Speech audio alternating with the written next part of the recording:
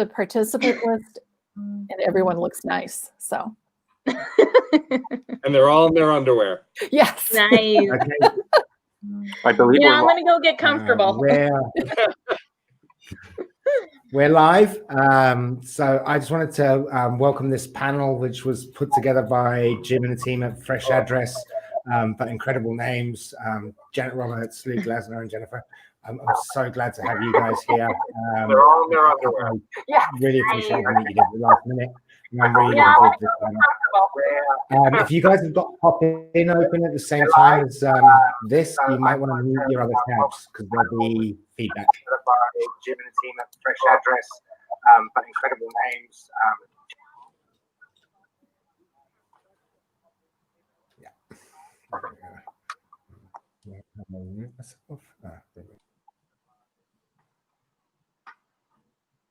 Okay. All right, we are ready to go. Jen, I think your microphone is off. And there you are. So welcome everyone. We are planning a great event for you right now. We have Growing Your List Safely. And good morning, good afternoon, good evening, wherever you are in the world. We're thrilled to be here. We have a great panel of experts who are bringing a wide range of viewpoints on the whole issue of list acquisition and how it relates to deliverability. And one of our goals today is to show how acquisition and list hygiene affect deliverability. You might even understand that, but not everyone on your team or in your company does. So I hope we either help you learn a little bit more about the relationship or give you the tools and the language that you can take back to your team and to people in your company to explain why it matters and what the cost of poor acquisition and list hygiene habits really is. So what I'd like to do is I'd like to start off with introductions. And let's see, Jim, let's start with you. Thanks, Janet. Jim Tinney, Vice President of Sales and Marketing here at Fresh Address. I started with Fresh Address on March 23rd, which gives me the distinction of actually closing down the office because at daily, by the way. So I literally started on the 23rd and Massachusetts shut down offices on March 24th. And we haven't been back since. So, but we won't talk about that impact that COVID-19 is. We'll get into email. All right. And Luke, introduce yourself, please. Hi, my name is Luke Glasner, and I've been working in email since 2005. I've run Glasser Consulting, where I do independent email marketing consulting since 2009. And I'm looking forward to speaking with everyone today and covering any questions or whatever we want to talk about for deliverability. In 15 years, I've done everything from coding to sync my own messages, so I've been there. Thanks, Luke. And Luke and I have met at several conferences. We go back a lot of years, and Luke is one smart guy. Next, Jen, let's hear from you, please. Hi, my name is Jennifer Nespola-Lance, and I work at Zeta Global. I have been in email since 2005 as well, and I've also been through many different roles from coding to product training and into the deliverability world, which I've been doing for about 7 years now. So I'm looking forward to this call and everything all the questions that you may have and the topics we'll discuss. Great, thanks. And Zach, tell us about yourself. Yep, my name is Zach Lavenberg. I'm the Vice President of Client Strategy at DMI Partners. I've been there since 2011, and we're a digital marketing agency, offer a lot of channel management solutions, and so we have a lot of clients that we do email work for, and acquisition is the #1 priority for all of them going into every year. So we've really challenged ourselves to become experts in acquisition solutions that allow you to grow your database with engagement, not just list size. Great, thanks. Okay, let's dive into it. We have quite a few questions for people. And just a couple of housekeeping things, as most of you who are used to virtual conferences know. If you have any questions or comments, if you look on your screen, I'm looking on a laptop, so for me it's to the right. To the right, yes.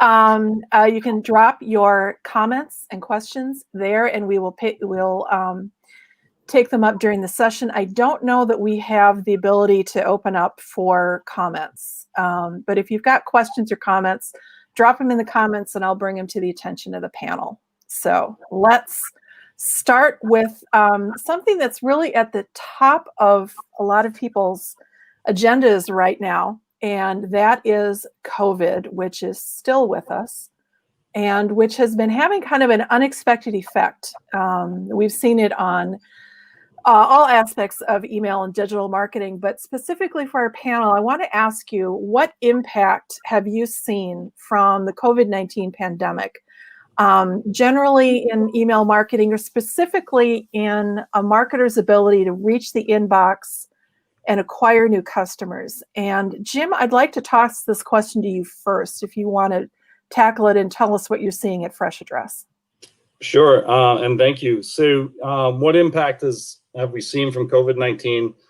Number one, the reliance on email to communicate with customers and donors in a new way.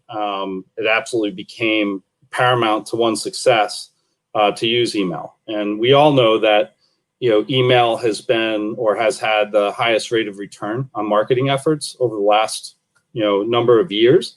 But its importance accelerated greatly once COVID hit, right? So, and Keith went through he saw 3 different stages of COVID. There was the closing, the shutdowns, the reopenings, and the new normal.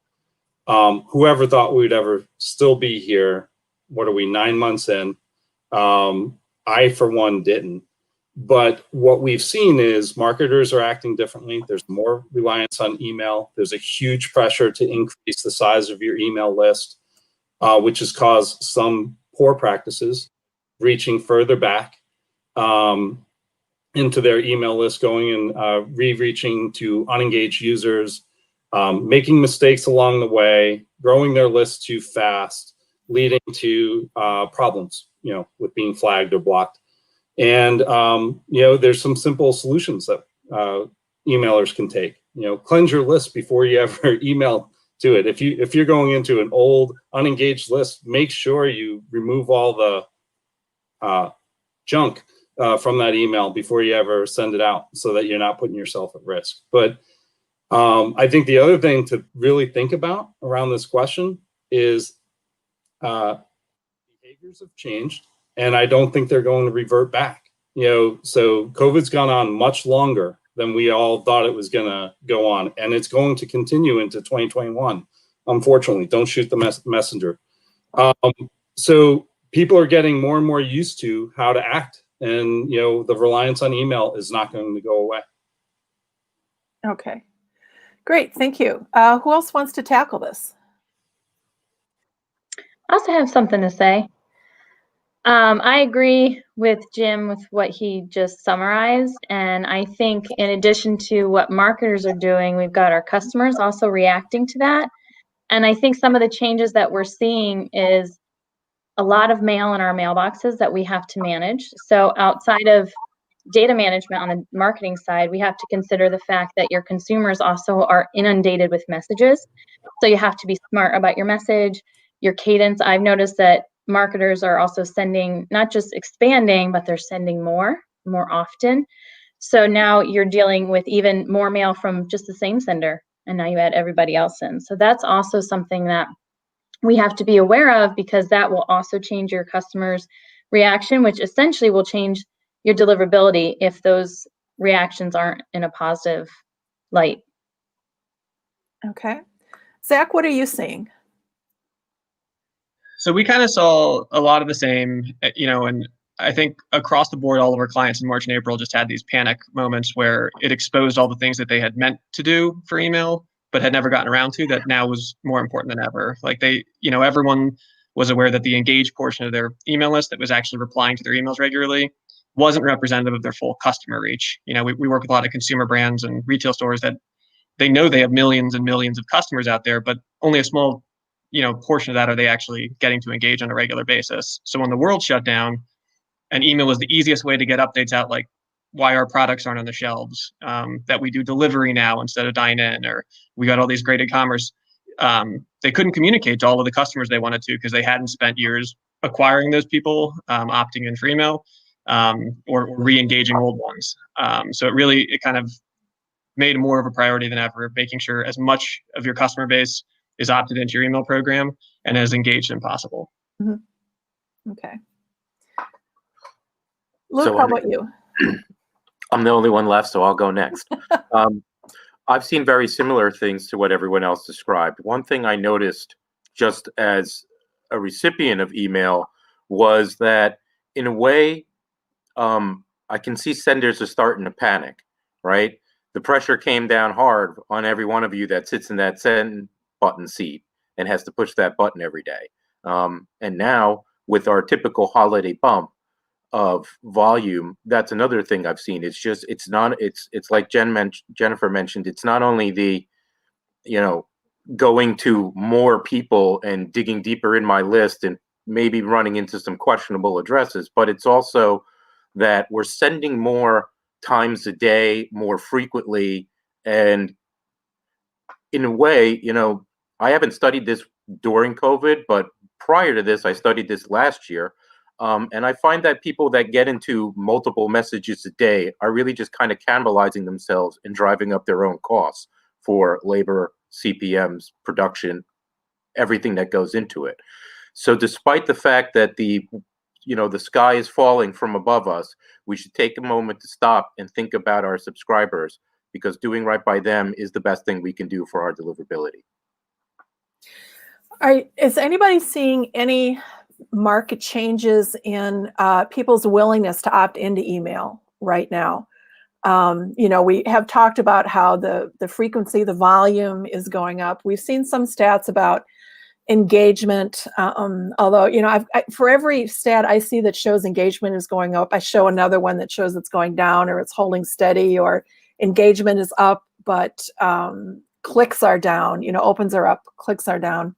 But I'm wondering what you all are seeing in your work with clients about people's willingness to continue opting in. Are we seeing any changes in organic acquisition these last few months?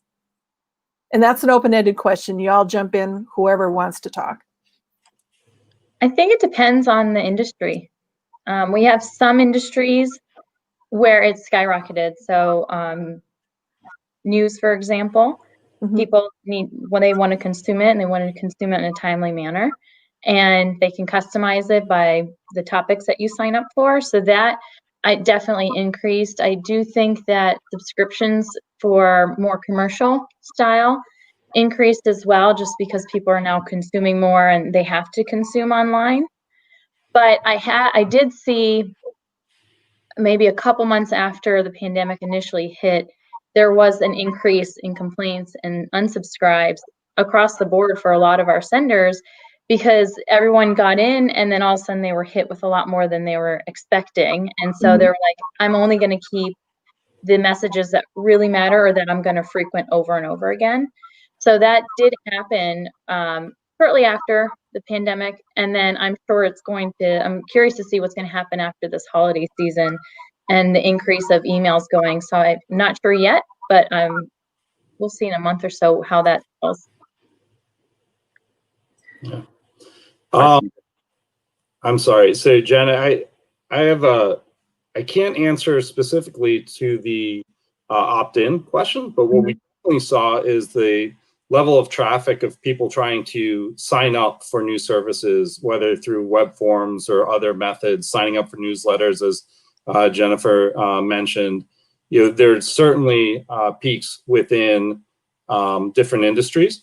But it also, it's a blessing and a curse at the same time, right? So more and more people are coming in and raising their hands saying that, yes, sign me up. But for as many good-intentioned sign-ups as there are also the bad actors out there. There's plenty of bots. There's plenty of folks that will provide a false email. We saw a stat from Keith in his presentation talking about using disposable domains to sign up for a product, which basically means I want to get into your site. I want to do what I want to do, but I never want to hear from you again. That's why you use disposable domains. So importance of verifying an email at all points of entry has, skyrocketed.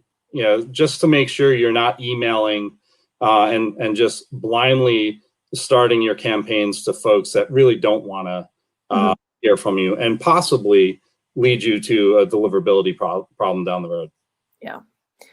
And that's one of the things that I hope people take away from here, is how your acquisition practices at the start can affect your deliverability. If you have really terrible acquisition, you're going to have deliverability issues. Even if you have a solid goal acquisition program, you may end up with deliverability issues that are unrelated, but there is definitely a connection between the two.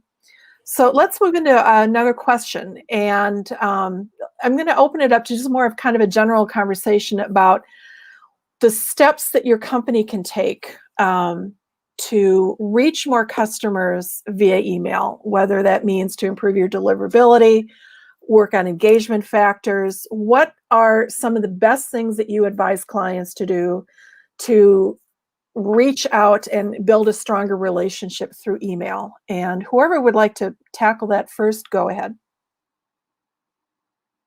Sure, I'll go. So there's a few things I've seen people doing. One is going through and reviewing all of their marketing properties, their social media profiles, and just making sure, are we asking for sign up everywhere we can? And do they all actually work? Is there any kind of vetting going on any of these forms? I also have seen a lot more recently, a lot more like bot type signups, and I think that's what also Jim is seeing too on their end when they're validating, is that there are more junk coming in, and the clients I've had that have come to me and we're looking at their email acquisition and how they're growing their list. Some of them don't have things like CAPTCHA or validation happening at the sign up. And so they're getting overwhelmed with garbage that then sinks them the first time they send that message out. So that's one thing. Is the two things is to be everywhere, but also to vet all the data you're bringing in. Those would be my two biggest pieces of advice. Okay. Zach, how about you? What are you seeing from your perspective? Yeah, I think that, and this kind of piggybacks what Luke just said there too. It's just so essential to qualify the data and then qualify for engagement once the data is qualified. The essential first step is make sure you're as many places as possible have touch points out there for people to be opting in. The second essential step is make sure that those are valid email addresses and not going to cause you trouble when you go to send. And then the third thing is, the last place where you could see a false negative is you keep sending emails to people who aren't opening, which is, we have a lot of clients where that they just, they take it personally that someone could opt in and then not engage. And they think the answer to that, to improving engagement, is to keep trying harder to get that person to engage. And more often than not, the answer is they're telling you this is their interest in your email. So pull them back, try and re-engage them later. But a lot of times it creates a false positive when our clients send too many emails to the disengaged subscribers and then end up throwing everything out the window because they didn't think it worked. And there were good subscribers there that if they had done a good job prioritizing, that channel would have had more volume potential. Mm-hmm. Okay. I'd add too that when you are reaching out more and making it more visible to subscribe, you should also be very clear about what they're subscribing to, because I think that could be something that you get excited when you subscribe, but then you're like, I did not expect 5 emails a day. So set the expectations. If you can, give your customer choice, because they will be happier with you if they can say, I only want 1 a week versus 3 a week, or whatever the cadence is that you have for your program. And I think that will build that relationship more, because they can actually tell you through a preference center in some way on what they want, and that will make your deliverability better as well. And one thing, if you do reach out or you are seeing somebody unengaged and you're sending out these messages, don't be fooled just by opens, because sometimes people, it's a preload if you happen to scroll over, but people may open just to unsubscribe, or they open and then complain. So you have to look at all of your metrics and the overall pattern of behaviors. Yeah, I've always felt too that you have to really stress the benefit of opting in. I see all these you go to a new website and there's a thing that says sign up for our email. It's like, I don't need another email. Why? What's in it for me? Why do I care? And I would like to see more companies stressing that, as Jennifer says, you need to set the expectations, let them know what they're getting, and explain why it's to their benefit.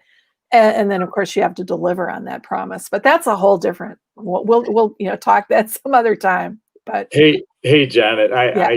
I wasn't going to say this because it sounds self-promoting, but say it. just put it up in the chat. Jen mentioned the opens and the clicks. Remember, spam traps will look like a deliverable email address, right? Some spam traps will actually be managed and open and show clicks. And so you think you're doing great and you're measuring and you're saying that's an engaged user, but it's actually going to be flagging and warning the ISPs that this is not an opted-in email address that you're using, and could get you in a heck of a lot of trouble. Mm-hmm. And so definitely the importance back on validation, removing those email addresses from your list to avoid that type of situation. So thank you to whoever put that in the chat. In the chat. Can't tell. Right. And I am not seeing that. So I need to probably get my session up here. I had to turn it off because I was getting feedback from it. But okay, I'm going to switch gears a little bit and let us talk a little bit more since we're on this subject. We're talking about acquisition.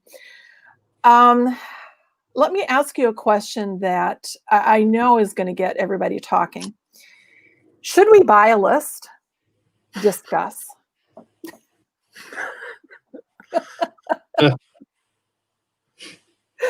I can hop in. There you go.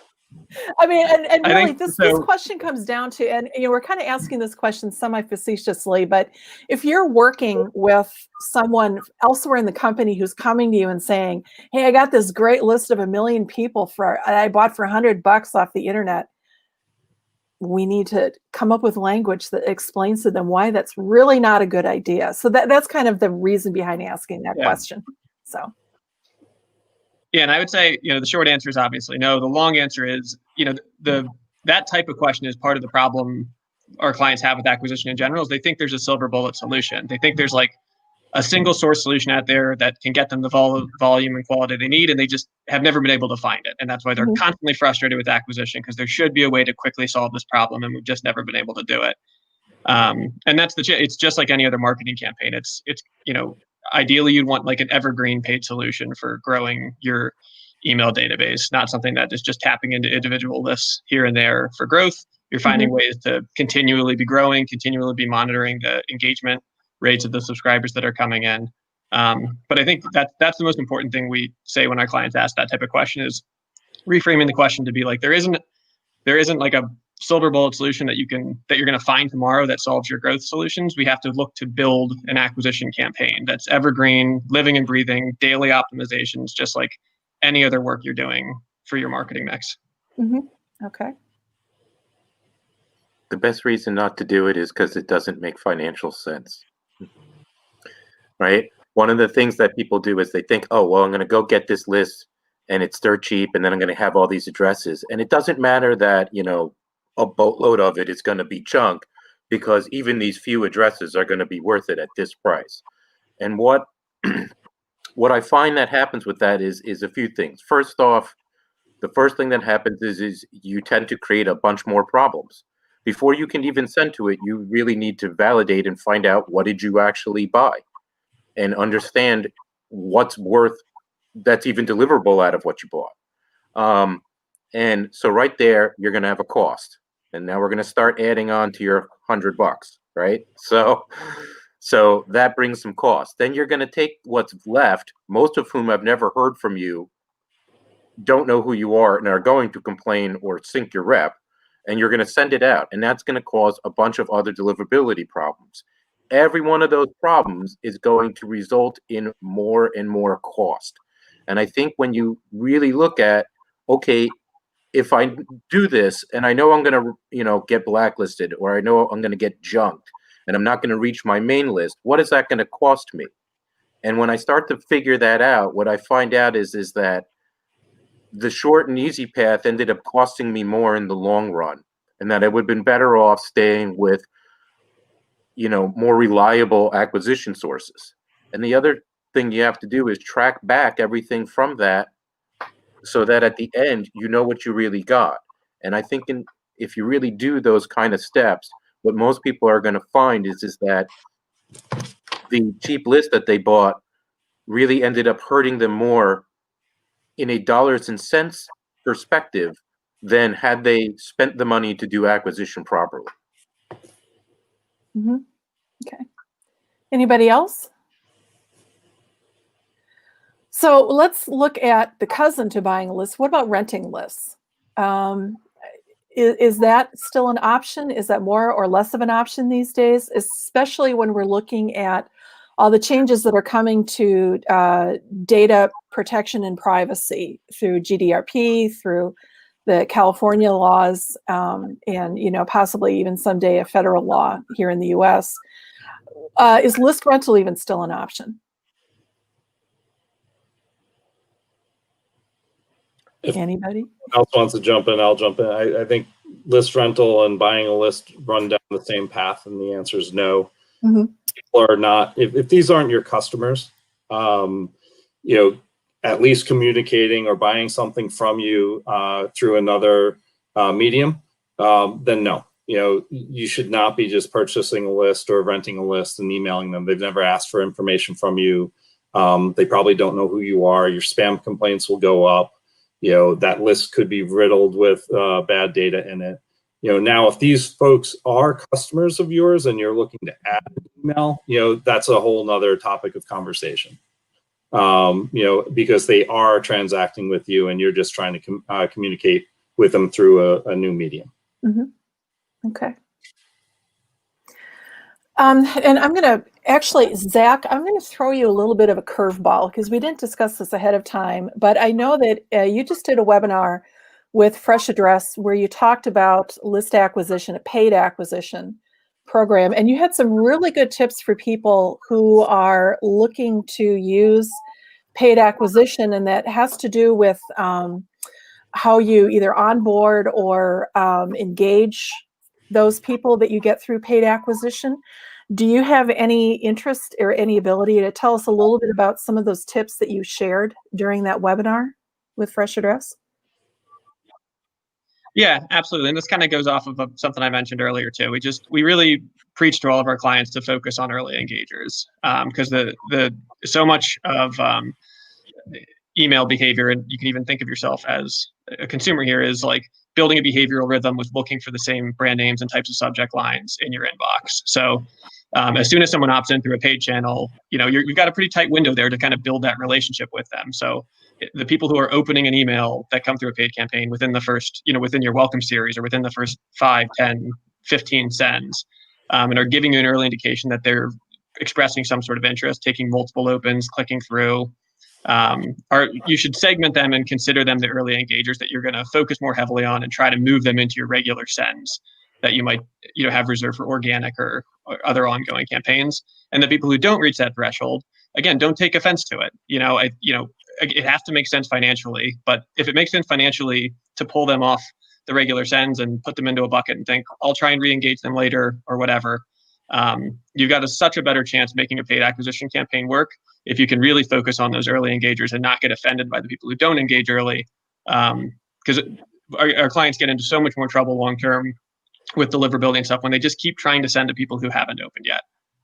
So the sooner you can kind of build those inflection points in and come up with an early engagement KPI that you're really going to hold yourself to with your paid acquisition campaigns, that's generally been the recipes for success from our clients. Mm-hmm. Okay.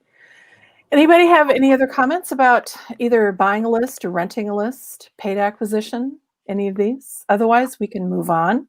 And again, I am unfortunately not able to see comments from the audience. So if we do have, if you are seeing any comments from the audience, panelists, please feel free to bring those in at any time so that we can get all those viewpoints in there. The next question I'd like to throw at you is, how do I measure success? What are the KPIs that are the most important? And again, I'll just throw that out there. Whoever would like to tackle it, fire away.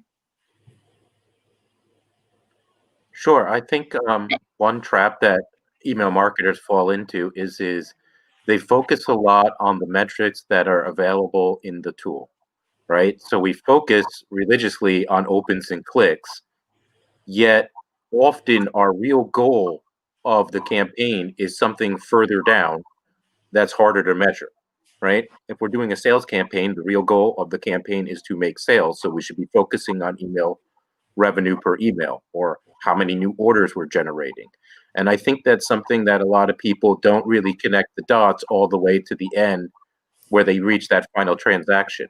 Or sometimes it's not a transaction. Maybe the goal is to get more engagement or to sign up for an app or something like that so that we can engage you in multiple channels, because then we know you'll probably respond more and spend more. We'll also be able to whittle out who those people are that aren't really engaged, to Zach's point, so that we can stop beating them over the head with this and focus on the people that do really want to talk to us. Okay. Anybody else? I agree with that. I would also add in whatever metrics that you have on your side, website traffic. Again, to Luke's point about your goal, you should keep in mind, but also for people who are heavily B2B, be cautious because there can be a lot of bot traffic too that can be misleading. So almost every metric that I know that we have through email, it's a good guide, but it can be skewed depending on many things. So either opens aren't there because the image wasn't downloaded, or a bot clicked, or something else factoring into your metrics. So I would look at trending a lot more than just individual data points at a point in time. They can be helpful, but look at trending. And then you could look at subscription dates or removal dates, and then what happens in between. How many times did you contact them before they said no more?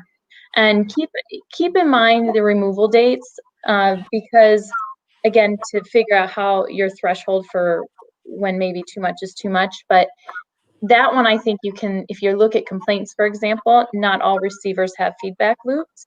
So try to whittle it down to those receivers and see, is there trending amongst these, let's say 5, that I can say they all unsubscribed due to this campaign. Because if you look at the removal rate overall, it may be diluted. So you have to kind of bring it down to, at least in regard to complaints, to those that process those. And then for unsubscribes, although it's not a bad metric, it's still a gauge of, are your customers happy? Mm-hmm. Okay. Anybody else? Yeah. Just to throw in another point, since this is a deliverability panel and I talked about, business goals, I'd also like to mention the 3 I look at, especially if I don't have any other tools like, a deliverability monitoring suite like eDataSource or Validity or any of the other ones. Validity seems to be the big one right now, and I believe they're a sponsor. But if you got to look at your opens, your bounces, and your spam complaints, and watch where those are going, because those really tell you what the people are doing on the list, right? And it's not just, am I hitting unknown users in hard bounces, but the soft bounces is where you find I'm being throttled, I'm being delayed. So make sure you actually bother to go read those things in there and see what those reasons were. If you suddenly drop off in open rates and didn't really change anything, that might be an indicator that you're junking. And if you don't have other tools to tell that, that might be the only indicator you have. And usually when that happens, you will also see a rise in spam complaints. Always be laser focused on them. When those go up, your deliverability goes down. That's probably one of the most direct metrics that impacts what you do. Yeah, I think it's really important, as Luke and Jennifer have mentioned, to look at the whole trending thing, digging into the numbers. That is so important. It's not the most exciting aspect of the job, but if you don't have a handle on your numbers, you're going to have problems building up that you don't anticipate. And this is one of the issues that when I was working with clients who were having some problems here, I would ask them these questions, and you'd get the deer in headlights look. Now, another issue, however, is that some marketers amazingly don't have access to these numbers. So, do you have any advice for how to work with people who need to get at the numbers, but have to request them from IT or from a database manager. Is this a problem that you are seeing, or do marketers generally have more access to the numbers that they need? I can hop in. In our experiences, it's definitely the former. And generally our clients, we're working with the email teams and they're part of a larger marketing department. There's like a lot of competing interests in pulling that data. And one thing we run into a lot with our clients is, email's generally like the forgotten child in that whole relationship. They're the last ones to get credit for attribution if there's not like a direct click through to e-com. So it's really easy for them to just kind of back down internally and not get the data they need to support that a campaign is working or not working. And that's a real challenge. It's very difficult. For one of the big things we're helping our email clients with is helping them sell the value of email internally to other marketing teams, so they can get a bigger share of tech resources, they can get a bigger share of marketing budget. And this, I think everyone on this call and hopefully a lot of the attendees have the feeling like it shouldn't be that way. I mean, email is like one of the few channels that's still growing in ubiquity. It's on your phone screen every time you look at it. Every single person in the world is like accessing email more and more than ever. So you would think it'd be like increasing, but for some reason, even with some like the largest brands we work with, the email teams are constantly fighting to get the internal resources they need. So even basic data pulls from their ESP for numbers and stuff like that, it can take days or weeks, and that can be the roadblock to a campaign working or not working.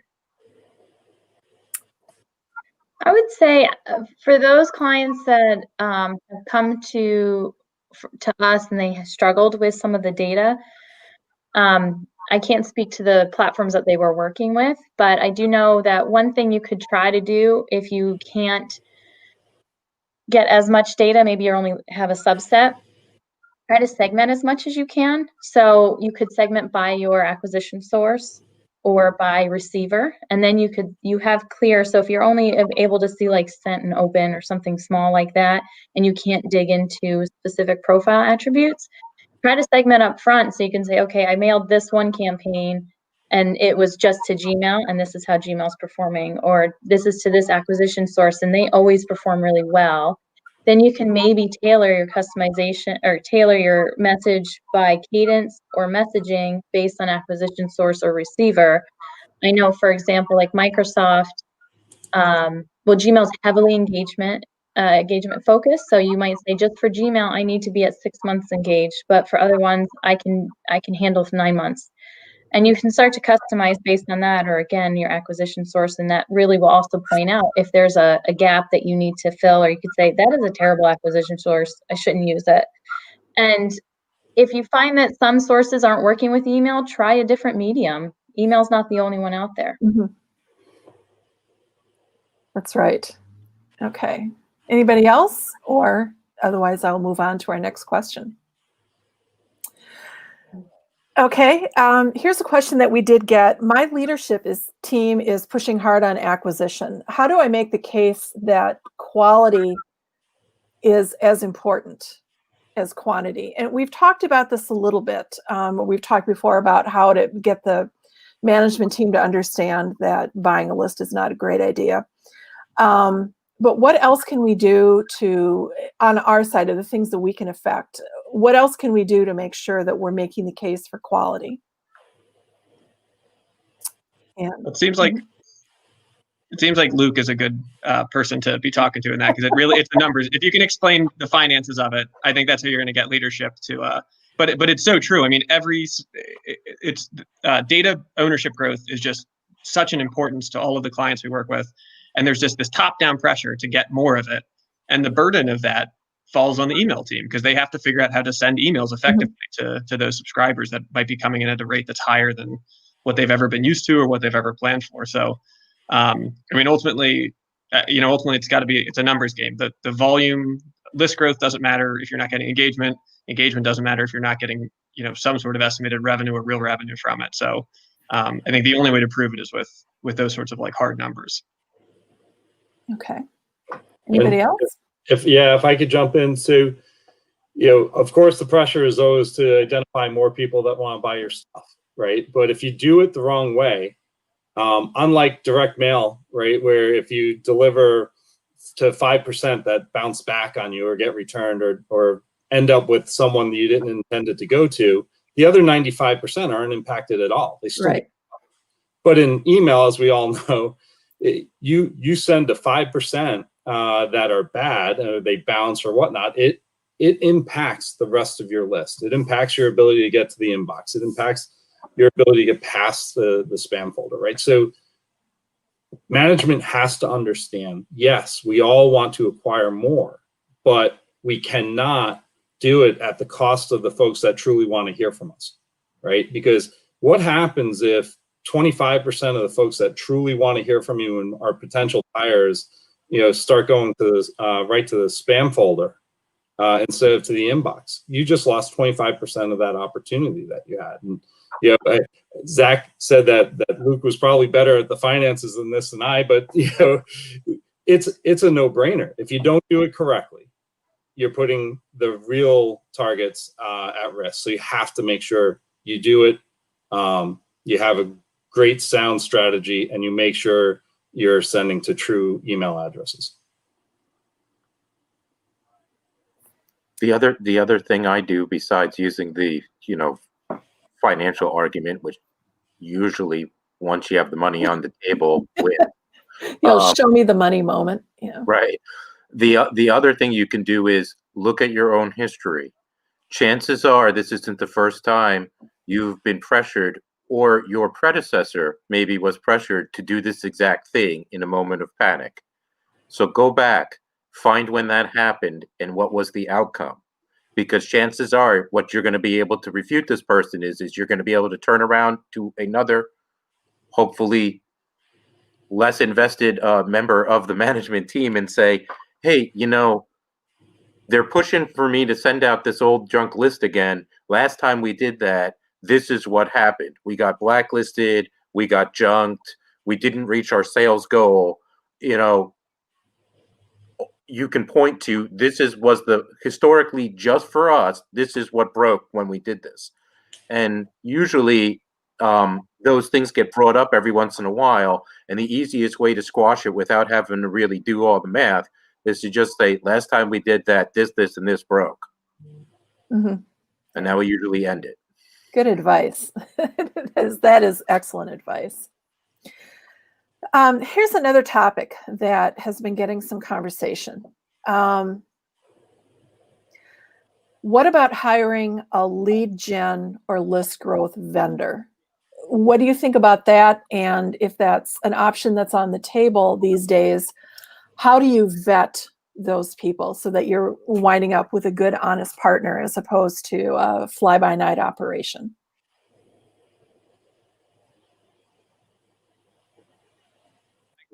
I can hop in, although we're probably the closest. DMI is probably the closest to being this for clients, so I'm not going to do a self plug here. But the biggest thing I would say is, if you're considering it, you're probably considering because there's an inherent need for acquisition to begin with. So don't let anyone convince you. Don't let a lead gen vendor convince you need to do acquisition if you haven't decided that yourself. Once you've decided that, you do have to do a self-assessment and figure out, do we have the expertise internally to do this? Do we know enough about lead sourcing to be able to do this internally?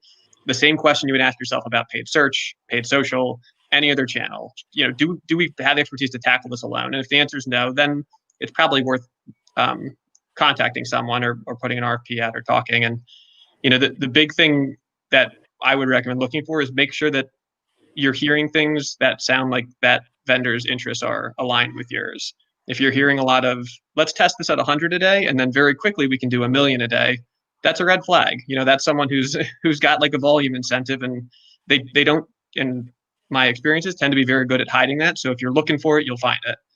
Look for people that are structuring campaigns and saying the things to make you think that they understand email, they understand how hard it is to acquire high volumes of new emails and continue delivering to your existing emails, to the points everyone just made. So just be shrewd, just like you would be with any other vendor selection. Okay. Anybody else? I'd echo that. It's quality over quantity, right? You just have to make sure that they are following best practices, that they're not doing anything that you wouldn't do yourself. When you work with someone like this, you're doing it to expand your reach and expand your team, but they have to act the way you would act, right? So make sure they're following best practices and the processes that you would follow if you're doing it internally. Okay. I know one of the things that we used to always do when I worked in the B2B trade magazines, and we had people that did this with us, and we also did this with people that we did rental or acquisition from, was that we would go sign up for their stuff without telling them, using an address not associated with the company.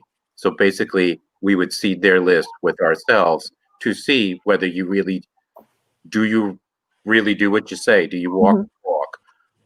Are you really emailing the same people like 5-6 times a day and burning them out? Are you a churn and burn type operation? Another thing to do is ask them for their sending address. What domain do you use to send this out? Go run a bunch of quick checks. Check it out in like some of the free tools. Make sure it's not blacklisted. Make sure that it has a decent sending reputation. Did they really authenticate their email? The people that check all those boxes tend to be people that care and conduct a clean business. And so those are the partners you want to find. The other thing to look for is, how do they charge? If they charge on delivered emails, then there's a volume incentive, because that will increase the amount they can charge you. However, some people will charge on like delivered emails that actually respond, or if you're doing customer acquisition, it might be on the number of acquired customers.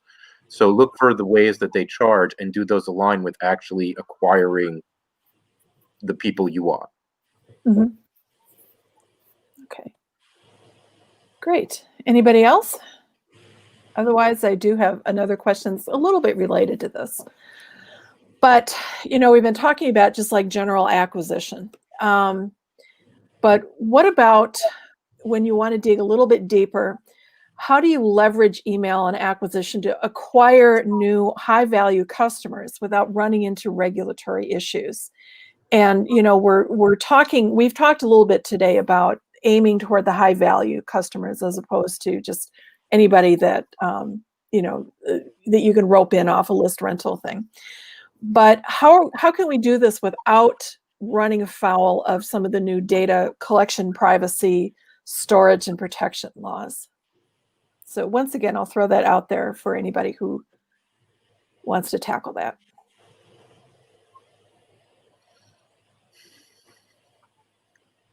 Who's going to go in the minefield? It is a tough field. I mean, I feel like I've read a million articles over the past 5 years from every digital news source that with the same headline, which is that the future is opt-in. And I think that's like the number one rule to just keep in mind is you make sure people are opting in. Make sure you're finding channels where people are opting in to receive your messages. You're sending messages to people who want to hear from you, and then you're monitoring as you're sending to them that they actually want to hear from you. And any time you're getting an indication that that's not the case, you need to pull back and reevaluate. But I think that the opt-in is just such a key component to it. But what about farther down the line, though? I mean, the opting in is one thing. Of course, if you're, in a country that is governed by GDPR, you don't have an option. You have to opt in. The business case rules for adding an address without a clear opt-in are pretty strict.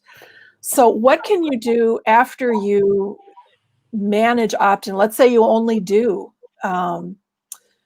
organic acquisition, you don't do paid acquisition, you don't do co-reg, any of that. What else can you do to make sure that you're operating on the right side of the law? I think one of the biggest things you can do is to involve more than just the email team, right? The email team alone cannot be totally responsible for all aspects of digital privacy and data storage. That is a huge undertaking. And that's, while we're very close to the data and we do store a lot of the data, that's not our main focus. Our main focus is marketing and driving people to the site, driving sales, driving whatever we're marketing, right? So you need to be collaborative. You obviously do need to understand the laws and what you can and cannot do. And I do think email will become more important, right? As cookies are going away, email is becoming the de facto identifier. So it is going to be all on us. And the best thing you can do is educate yourself and look for the help within your own company, because you're not going to be able to do it all alone. Mhm. Well, look, I want to build on something you just mentioned. We've been hearing a lot about how cookies are going away as an identifier. And I'm wondering if any of you have talked about this with your clients yet. You know, Jennifer, if this is a topic that has come up at Zeta Global, or, you know, Zach, are you approaching this? Have your clients asked you about this? What are you seeing people doing on this? Well, from a, I don't want to talk over there, Jennifer. I was looking for the mute button to see if you were unmuted. I'll kick it off and hand off. So it goes back to exactly what Luke said. Email is going to be the new identifier moving forward. That secret seems to be pretty well out of the bag, and it's causing all the other stuff we talked about in this call, which is just this top-down urgency to collect email addresses. That's the effect I think we're feeling from it. Is it's the foregone conclusion of like a cookieless future has prompted a lot of people to realize that email is the key. We need to get more of our customers' emails if we want to communicate directly with them and not have to rely on, you know, our third-party partners that we don't know how they're preparing for the future if they're taking it as seriously as we are. So, Okay. I was going to echo a similar sentiment about just focusing on your email, focus on the data that you do have. Reach out through whatever means that you have. So if you don't have email, but you can do direct mail, you can reach out in that way and keep your list updated and those, and then share how they can combine. So you might email them, you might do a direct mail, and then share all of your information other ways. Show the importance and the benefits. I know we mentioned that earlier in the call, but say this is the benefit of subscribing to this list and not just being a guest on our site or something like that, so that you can then garner more information from that customer and tailor your list and your communications.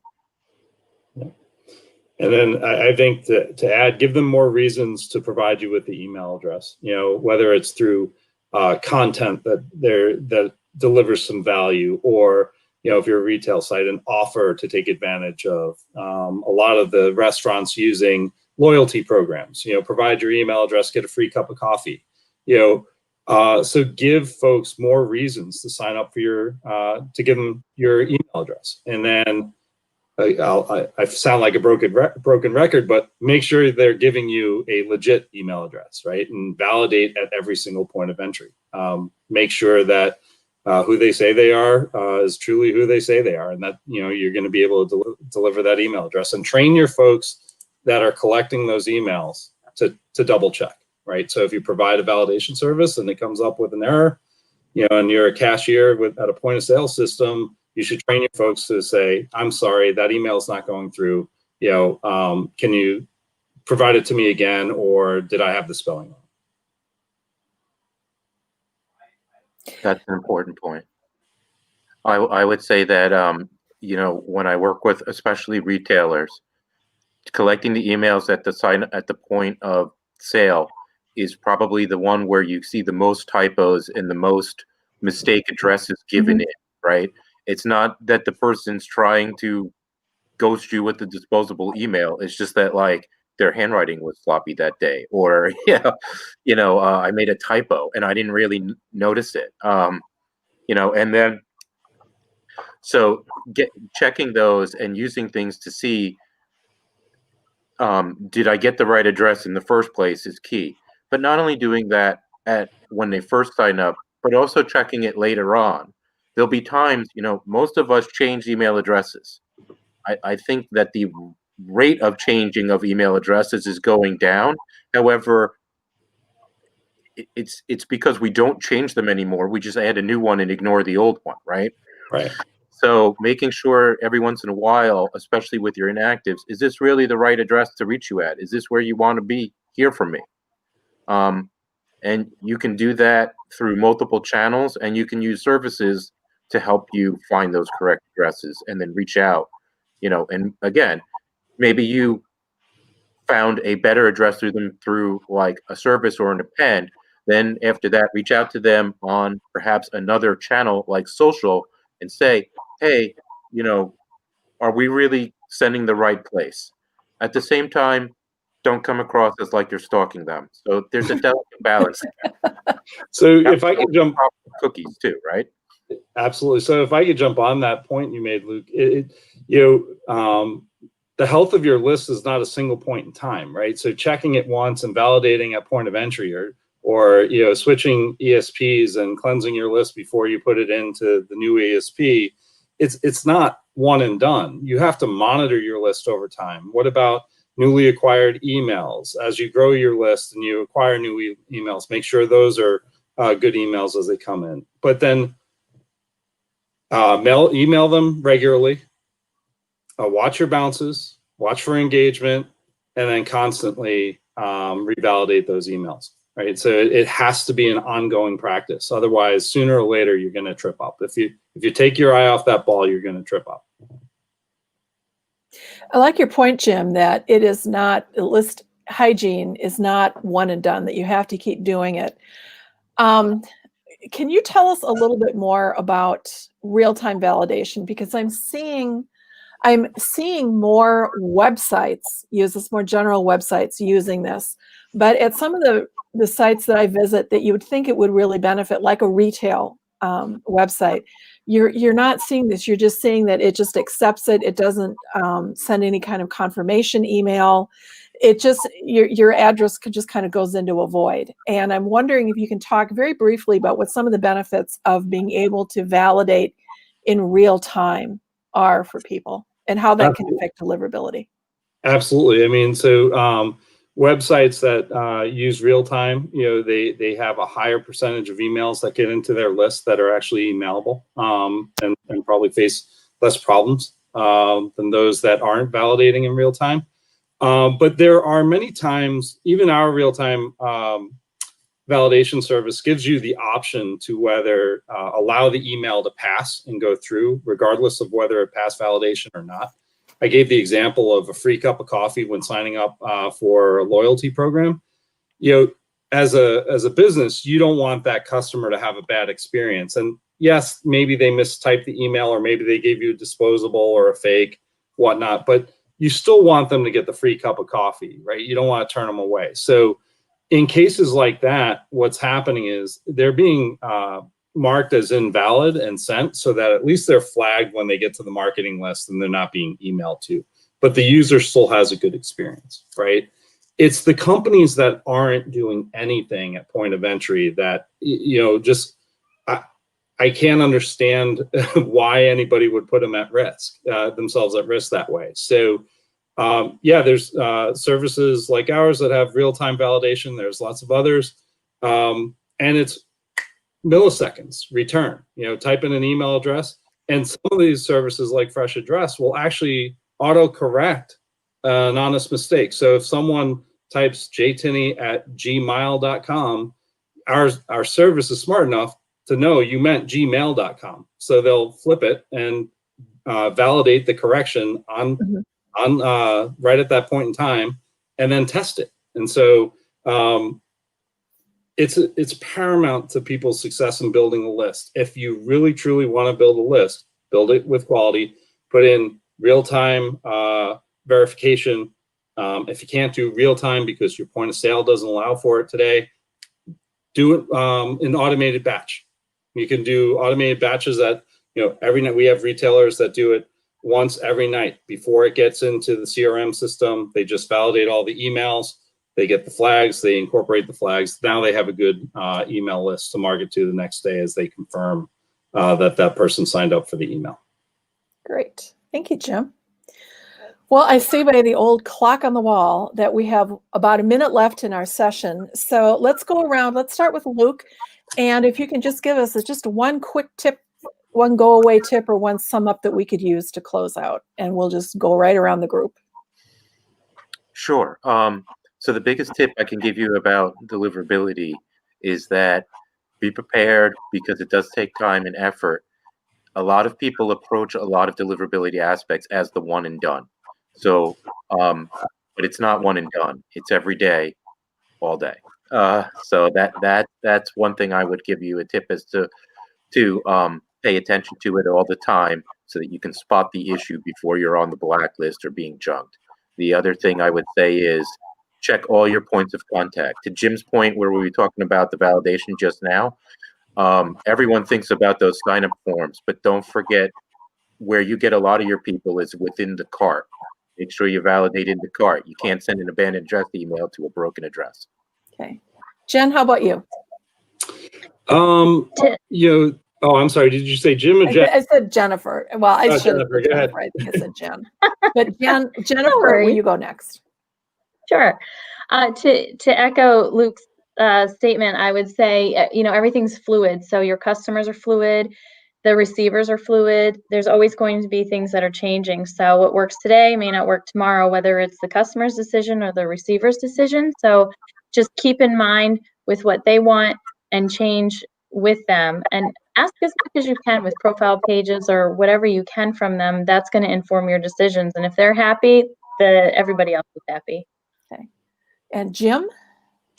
Yeah, so I think we talked about the impact of COVID, put more and more pressure on email marketing and staying in touch with customers in a new way for many industries. That's not going away. I think people need to understand this isn't temporary. I think folks are getting used to the not only marketing by email, but receiving more emails from more companies that they interface with. Set up a process, stick to it, make sure you manage your list, keep the hygiene clean, constant monitoring of email and email list health. Great, thank you. And Zach, wrap it up and send us out. Sounds good. So I'll share more on the acquisition perspective since we talked a lot about that today. But my parting advice is always question what means acquisition is an end to. As we've talked a lot about in this call, there's a lot of people come into the conversation with thinking there's inherent value to their list growing. That if that's their goal, is to grow the list because that's what I was told to do. But as we've talked about here, it's not list growth. It's engagement growth. It's conversion growth. It's sales growth. And step one before all of that is increasing the amount of emails you deliver. And so if your acquisition is hurting your ability to deliver emails, none of those other end games are possible. So really focusing on deliverability and making sure your acquisition is excellent. Thank you so much, everybody, for giving us your time today. We've covered a lot of ground. I'm sorry if we had questions from the audience, I wasn't able to see them, but stick around. There's another great session coming up right after ours. And I see there's Andrew. And Andrew, we are out. Thank you again, everybody, and have a great rest of the session. No, thank you guys. Bye-bye. Thank you so much. Thank you. Happy holidays. With all of you. I want your socials. I haven't got everyone's socials. I haven't got everyone's blog links. I want to share those and get your names out there and do what I can to help promote whatever you guys are doing. So if I don't get in touch with you, feel free to email me. I will do my best to get in touch with each one of you individually. And thank you so much for your time.